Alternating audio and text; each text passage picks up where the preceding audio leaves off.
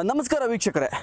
ಏನು ಇದೊಂದು ಮಳೆಗಾಲ, ಜೂನ್ ಜುಲೈ ತಿಂಗಳು ಅತಿ ಹೆಚ್ಚಾದಂತಹ ಮಳೆ ಬರಬೇಕಾದಂತಹ ಸಂದರ್ಭದಲ್ಲಿ ಬೇಸಿಗೆಯ ವಾತಾವರಣ ನಿರ್ಮಾಣವಾಗಿದೆ.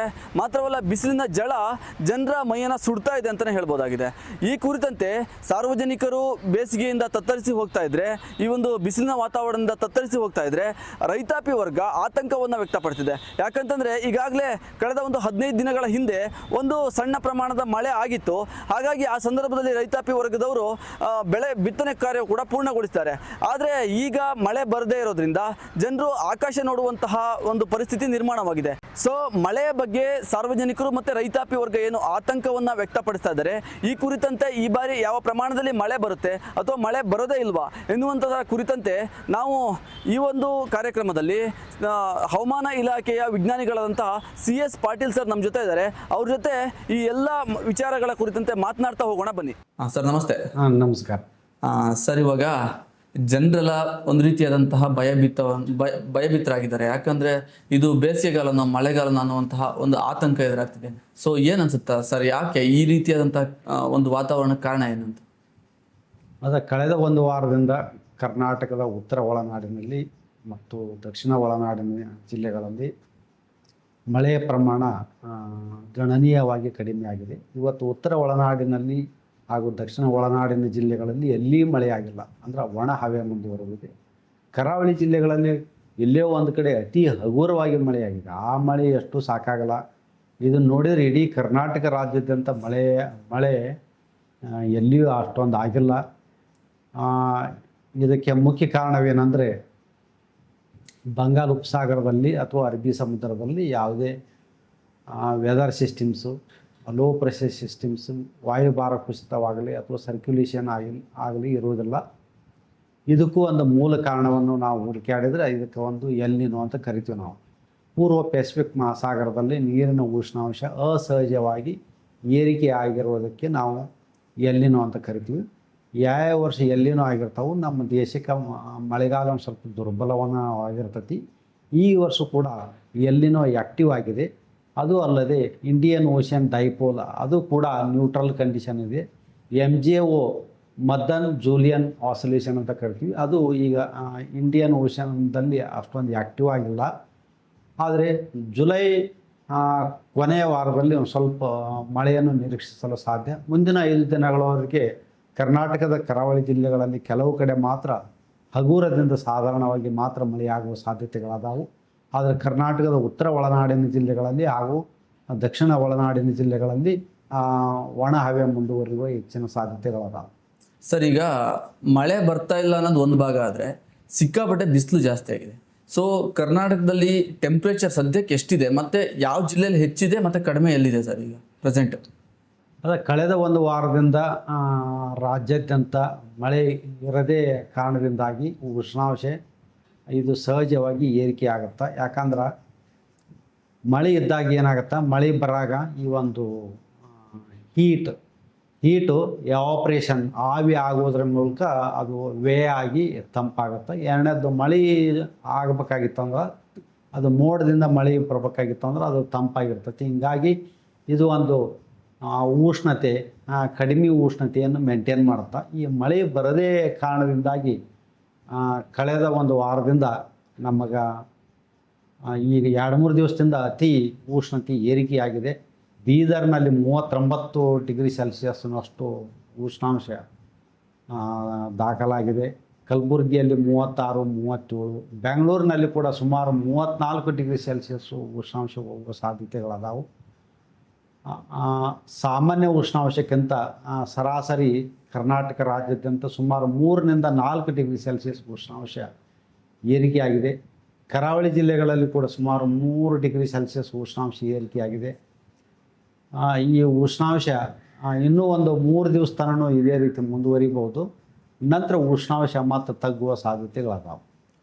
ಓಕೆ ಸರ್, ಈಗ ಇದುವರೆಗೂ ಈ ಕಳೆದ ಒಂದು ವಾರದ ಮೊದಲು ರಾಜ್ಯದಲ್ಲಿ ಕೆಲವೊಂದಷ್ಟು ಕಡೆಗಳಲ್ಲಿ ಮಳೆ ಆಯಿತು. ಸೊ ಒಟ್ಟಾರೆಯಾಗಿ ಈ ವರ್ಷ ಎಷ್ಟು ಮಳೆ ಆಗಿದೆ ಮತ್ತು ಎಷ್ಟು ಕೊರತೆ ಆಗಿದೆ, ಎಷ್ಟು ಪ್ರಮಾಣ ಕಡಿಮೆ ಆಗಿದೆ, ಎಷ್ಟು ಮಳೆ ಆಗಿದೆ ಸರ್ ಇಲ್ಲಿವರೆಗೂ? ಕರ್ನಾಟಕ ರಾಜ್ಯಾದ್ಯಂತ ಎಲ್ಲ ಜಿಲ್ಲೆಗಳ ಒಂದು ಸರಾಸರಿ ನಾವು ತೊಗೊಂಡ್ವಿ ಅಂದರೆ ಸುಮಾರು 30% ಮಳೆ ಕೊರತೆ ಐತಿ. ಅದು ಜಿಲ್ಲಾದಿಂದ ಜಿಲ್ಲಾಕ್ಕೆ ಭಾಳ ವ್ಯತ್ಯಾಸ ಆಗುತ್ತೆ. ಅದು ಕರ್ನಾಟಕದ ದಕ್ಷಿಣ ಒಳನಾಡಿನ ಜಿಲ್ಲೆಗಳಲ್ಲಿ ಸುಮಾರು 50% ಮಳೆ ಕೊರತೆ ಐತಿ. ಮುಖ್ಯವಾಗಿ ಬೆಂಗಳೂರು, ಕೋಲಾರ, ತುಮಕೂರು, ರಾಮನಗರ, ಚಿಕ್ಕಬಳ್ಳಾಪುರ ಇಲ್ಲೆಲ್ಲ ಮಳೆ ಕೊರತೆ ಭಾಳ ಜಾಸ್ತಿ ಐತಿ. ಉತ್ತರ ಒಳನಾಡಿನ ಜಿಲ್ಲೆಗಳಲ್ಲಿ ಬೆಳಗಾವಿ, ಧಾರವಾಡ ಬಿಟ್ಟು ಅಂದ್ರೆ ಬಹುತೇಕ ಎಲ್ಲ ಜಿಲ್ಲೆಗಳಲ್ಲಿ ಮಳೆ ಕೊರತೆ ಇದೆ. ಕರಾವಳಿ ಜಿಲ್ಲೆಗಳಲ್ಲಿ ಸುಮಾರು 30% ಮಳೆ ಕೊರತೆ ಐತಿ. ಇವನ್ ಮಲೆನಾಡಿನ ಜಿಲ್ಲೆಗಳಲ್ಲಿ ಕೂಡ ಅಷ್ಟೊಂದು ಮಳೆ ನಾವು ನಿರೀಕ್ಷಿಸಿದಷ್ಟು ಮಳೆ ಆಗಿಲ್ಲ. ಕೊಡಗಿನಲ್ಲಿ ಸಾಕಷ್ಟು ಮಳೆ ಆಗ್ತಿತ್ತು. ಈ ವರ್ಷ ಕೂಡ ಅಲ್ಲಿನೂ ಕೂಡ ಒಂದು 30-40% ಮಳೆ ಕೊರತೆ ಇದೆ. ಹೌದು, ನಾನು ಕೂಡ ಲಾಸ್ಟ್ ಟೈಮ್ ಕೊಡಗು ಹೋಗಿದ್ದೆ, ಈ ಒಂದು 15 ದಿನದ ಬ್ಯಾಕ್. ಅಲ್ಲಿ ಸ್ಪ್ರಿಂಕ್ಲರ್ ಜೆಟ್ ಯೂಸ್ ಮಾಡಿಕೊಂಡು ನೀರು ಬಿಡ್ತಾ ಇದ್ದಾರೆ. ಅಂದರೆ ಮಳೆಗಾಲದ ಮಳೆಗಾಲದ ಸಂದರ್ಭದಲ್ಲಿ ಈ ಥರ ಪರಿಸ್ಥಿತಿ ಇತ್ತು. ಇಲ್ಲ, ಕೊಡಗಿನಲ್ಲಿ ಈ ಪರಿಸ್ಥಿತಿ ಬರ್ತಿದ್ದಿಲ್ಲ. ಕೊಡಗು, ಚಿಕ್ಕಮಗಳೂರು, ಶಿವಮೊಗ್ಗದಲ್ಲಿ ಅತಿ ಮಳೆ ಬೀಳುವಂಥ ಜಿಲ್ಲೆಗಳು. ಇಲ್ಲೆಲ್ಲ ಇದು ಮಂಗಳೂರಿನಲ್ಲಿ ಕೂಡ 350ರಿಂದ 400 ಸೆಂಟಿಮೀಟ್ರ್ ಆಗುವಂಥ ಇದು ಪ್ರದೇಶ. ಆದರೆ ಕರಾವಳಿ ಜಿಲ್ಲೆಗಳಲ್ಲಿ ಈಗ ಸುಮಾರು 130 ಸೆಂಟಿಮೀಟ್ರ್ ಮಳೆ ಆಗಿರ್ಬೇಕು ಅಷ್ಟ. ಭಾಳ ಮಳೆ ಆಗಿರ್ಬೇಕು ಕರಾವಳಿಯಲ್ಲಿ ಕೂಡ. ಈಗ ಇದು ಸರ್ ಏನಂದರೆ ರೈತಾಪಿ ವರ್ಗ ಅಂತ ನಾವು ನೋಡ್ತಾ ಬಂದರೆ ಎಲ್ಲೋ ಒಂದು ಕಡೆ ಕಳೆದ ವಾರದಲ್ಲಿ ಮಳೆ ಬಂತು, ಒಂದು 15 ದಿನದಿಂದ ಒಂದು ಸ್ವಲ್ಪ ಮಳೆ ಬಂತು ಒಂದಷ್ಟು ಕಡೆ. ಸೊ ಈಗಾಗಲೇ ಒಂದಷ್ಟು ಬಿತ್ತನೆನ ಮಾಡಿದ್ದಾರೆ, ಇನ್ನು ಕೆಲವರು ಬಿತ್ತನೆ ಮಾಡಲಿಕ್ಕೆ ರೆಡಿ ಆಗಿದ್ದಾರೆ. ಸೊ ರೈತರಿಗೆ ಏನು ಸಲಹೆ ಕೊಡ್ತೀರಾ ಸರ್ ಈ ಸಂದರ್ಭದಲ್ಲಿ? ರೈತರು ಸಾಧ್ಯದ ಮಟ್ಟಿಗೆ ಕಡಿಮೆ ಮಳೆಗೆ ಯಾವ ಬೆಳೆಗಳು ಬೆಳಿತಾವೆ ಅದನ್ನು ಬೆಳಿಬೇಕು, ಮತ್ತು ಅಲ್ಪಾವಧಿಯಲ್ಲಿ ಬೆಳೆಯುವಂಥ ಬೆಳೆಗಳನ್ನು ಮಾತ್ರ ಬೆಳಿಬೇಕು.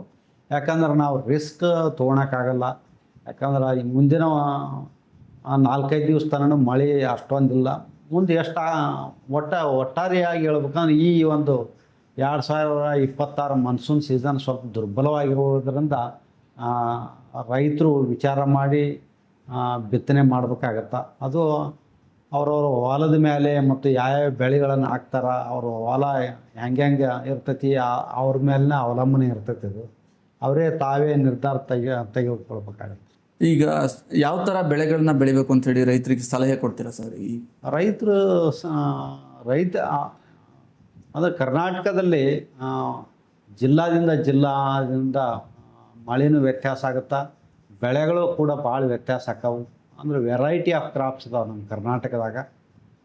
ರೈತರೆಲ್ಲ ಎಕ್ಸ್ಪರ್ಟ್ ಇರ್ತಾರೆ, ತಮ್ಮ ಹೊಲಕ್ಕೆ ಯಾವ ಬೆಳೆಗಳು ಹೊಂದಾಣಿಕೆ ಆಕ್ಕವು, ಯಾವ ಬೆಳೆ ಬೆಳೆದ್ರೆ ತಮ್ಮ ಲಾಭ ಆಗತ್ತೆ ಅನ್ನೋದು ಇದು ಒಂದು ಅವರ ವೈಯಕ್ತಿಕ ವಿಚಾರ. ಇದು ನಾವು ಇಂಥದ ಬೆಳೆ ಅಂತ ಹೇಳೋಕ್ಕಾಗಲ್ಲ. ಆದರೆ ಕಡಿಮೆ ಬೆಳೆಗೆ ಮಳೆಗೆ ಯಾವ್ದು ಬೆಳಿತಾವಂದ್ರೆ ರಾಗಿ, ಸಜ್ಜೆ, ನವಣೆ ಮತ್ತು ಹೆಸರು, ಈ ಬೆಳೆಗಳು ಹೆಚ್ಚಿಗೆ ಬೆಳಿತಾವೆ. ಈ ಬೆಳೆಗಳಿಗೆ ಏನೋ ಒಂದು ರೋಗನೂ ಕಡಿಮೆ. ಇಂಥ ಬೆಳೆಗಳನ್ನು ನಾವು ಕೆಲವೊಮ್ಮೆ ಬೆಳಿಬೇಕಾಗತ್ತವ, ಪ್ರಸಂಗಗಳು ಬರ್ತಾವೆ.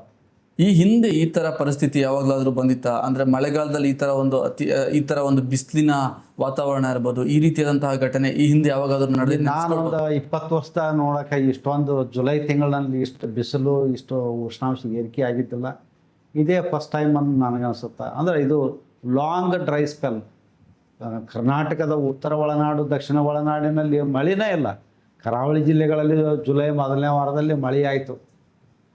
ಮಹಾರಾಷ್ಟ್ರ, ಕೇರಳ ಜೊತೆಗೆ ಸ್ವಲ್ಪ ಮಳೆ ಆಯ್ತು. ಅಲ್ಲಿ ಒಂದು ವಾರ ಮಳೆ ಆಯಿತು. ಅದ್ರ ಬಿಟ್ಟರೆ ಅಂದ್ರೆ ಇಂಟೀರಿಯರ್ ಕರ್ನಾಟಕದಲ್ಲಿ ಮಳೆಯನ್ನು ಇಲ್ಲ. ಇಷ್ಟು ಮಳೆ ಆದದ್ದು ದಾಖಲೆಗಳಿಲ್ಲ ಅನ್ಸುತ್ತೆ. ಇಷ್ಟು ಪೂವರ್ ರೇನ್ಫಾಲ್, ಅಷ್ಟು ಅತಿ ಕಡಿಮೆ ಮಳೆ ಬಂದದ್ದು. ಮತ್ತು ಉಷ್ಣಾಂಶನೂ ಕೂಡ ಭಾಳ ದಾಖಲೆ ಪ್ರಮಾಣದಲ್ಲಿ ಏರಿಕೆ ಆಗಿದೆ ಜುಲೈ ತಿಂಗಳಲ್ಲಿ. ಈಗಿರೋ ಸಿಚುವೇಶನ್ ನೋಡ್ತಾ ಇದ್ರೆ ಏನಾದರೂ ಕೃತಕ ಮಳೆನ ಸುರಿಸ್ಬೇಕು ಅನ್ನುವಂಥ ವಾತಾವರಣ ಏನಾದರೂ ಸೃಷ್ಟಿಯಾಗಿದೆಯಾ ಈಗ ಪ್ರೆಸೆಂಟು? ಆಗಿರ್ಬೋದು. ಯಾಕಂದರೆ ಮಳೆ ಭಾಳ ಕಡಿಮೆ ಇದೆ. ಕುಡಿಲಿಕ್ಕೆ ಸತಿ ನೀರಿನ ಸಮಸ್ಯೆ ಬಂದರೂ ಬರ್ಬೋದು. ಅಷ್ಟೊಂದು ಈ ಕೃತಕ ಮಳೆ ಸುರಿಸೋದ್ರಿಂದ ಏನಾದರೂ ಸಮಸ್ಯೆಗಳಾಗುತ್ತಾ? ವಾತಾವರಣದಲ್ಲಿ ಏನಾದರೂ ಬದಲಾವಣೆಗಳು ಈ ಥರ ಏನಾದ್ರು ಆಗುತ್ತಾ? ಇಲ್ಲ, ಅದ್ರ ಬಗ್ಗೆ ಏನು ನಮ್ಗೆ ಐಡಿಯಾ ಇಲ್ಲ. ಆದ್ರೆ ಅದರಲ್ಲಿಂದನೂ ಮಳೆ ಬರುತ್ತೆ. ಈಗ ಎಲ್ನಿನೋ ಅಂತಂದರೆ ಮಳೆ ಕೊರತೆ ಅಂತ ಹೇಳಿ ತಾವು ಹೇಳಿದ್ರಿ. ಈಗ ಈ ಹಿಂದೆ ಮಳೆಗಾಲ ಆರಂಭಕ್ಕೂ ಮೊದಲೇ ಹವಾಮಾನ ಇಲಾಖೆ ವರದಿ ಕೂಡ ಕೊಟ್ಟಿತ್ತು. ಆದರೆ ಹವಾಮಾನ ಇಲಾಖೆ ವರದಿ ಪ್ರಕಾರ ಸೂಪರ್ ಎಲ್ ನೀನೋ ಅನ್ನೋಂಥ ಮಾಹಿತಿ ಕೊಟ್ಟಿದೆ. ಸೊ ಸೂಪರ್ ಎಲ್ ನೀನೋ ಅಂದ್ರೆ ಏನು ಸರ್? ಸೂಪರ್ ಎಲ್ ನೀನೋ ಅಂದರೆ ಈಗ ಸರಾಸರಿ ಉಷ್ಣಾಂಶಕ್ಕಿಂತ 2 ಡಿಗ್ರಿ ಸೆಲ್ಸಿಯಸ್ ಉಷ್ಣಾಂಶ ಏರಿಕೆ ಆಗುವುದಕ್ಕೆ ನಾವು ಸೂಪರ್ ಎಲ್ ನೀನೋ ಅಂತ ಕರಿತೀವಿ. ಈಗ ಸರಾಸರಿಗಿಂತ +0.5 ಹೆಚ್ಚಿಗೆ ಆತಂದ್ರೆ ಎಲ್ ನೀನೋ ಅಂತ ಕರಿತೀವಿ. 2 ಡಿಗ್ರಿ ಸೆಂಟಿಗ್ರೇಡ್ ಎಬೋ ಆತಂದ್ರೆ ಅದಕ್ಕೆ ಸೂಪರ್ ಎಲ್ ನೀನೋ ಅಂತ ಕರಿತೀವಿ. ಈಗ ಸರಾಸರಿಗಿಂತ ಕಡಿಮೆ ಇದಾಯ್ತಂದ್ರೆ ಅದಕ್ಕೆ ಲ್ಯಾನಿನೋ ಅಂತ ಕರಿತೀವಿ. ಆ ಕೂಲಿಂಗ್ ಸ್ಟೇಟ್ನಾಗ ಇರ್ತೈತಿ. ಯಾವಾಗ ಲ್ಯಾನಿನೋ ಇರ್ತೈತಿ ಅವಾಗ ಒಳ್ಳೆ ಮಳೆ ಆಗುತ್ತೆ. ಎಲ್ ನೀನೋ ಇದ್ದಾಗ ನಮ್ಮ ದೇಶಕ್ಕೆ ಹೆಚ್ಚು ಮಳೆಗೆ ಭಾಳ ಕಡಿಮೆ ಇರ್ತೈತಿ. ಸೊ ಕೊನೆಯದಾಗಿ ಏನು ಈ ಒಂದು ವಾತಾವರಣ ನೋಡಿ ಭಯಭೀತರಾಗಿರ್ತಕ್ಕಂಥ ಜನರಿಗೆ ಮತ್ತು ರೈತರಿಗೆ ಏನು ಸಂದೇಶ ಕೊಡೋಕ್ಕೆ ಇಷ್ಟಪಡ್ತೀರಾ ಸರ್ ತಾವು ವಿಜ್ಞಾನಿಯಾಗಿ? ಈಗ ಮಳೆ ಕಡಿಮೆ ಆಗಿರೋದ್ರಿಂದ ಅಥವಾ ತಮ್ಮ ಹೊಲದಲ್ಲಿ ಯಶಸ್ಸು ಮಳೆನ ಬರೋದ ಕಡಿಮೆ ನಿರೀಕ್ಷಣೆ ಇರೋದ್ರಿಂದ ನೀರನ್ನು ಭಾಳ ಮಿತವಾಗಿ ಬಳಸ್ಬೇಕಂತ ನಾನು ಹೇಳ್ತೀನಿ. ನಾವೇನೇ ಹೇಳಿದ್ರು ಇವು ಲಾಂಗ್ ಟರ್ಮ್ ಗೋಲ್ಸ್ ಹಾಕವು. ಈ ಒಂದು ಶಾರ್ಟ್ ಅವಧಿಯಲ್ಲಿ ಅವ್ರಿಗೆ ಯಶಸ್ಸು ಸಾಧ್ಯ ಆಗುತ್ತೆ ಅಷ್ಟು ಮಾಡ್ಬೋದು. ಲಾಂಗ್ ಟರ್ಮ್ ಗೋಲ್ನಲ್ಲೇ ಹೇಳ್ಬೇಕಂದ್ರೆ ರೇನ್ ವಾಟರ್ ಹಾರ್ವೆಸ್ಟ್ ಮಾಡಿಕೊಳ್ಳೇಬೇಕು.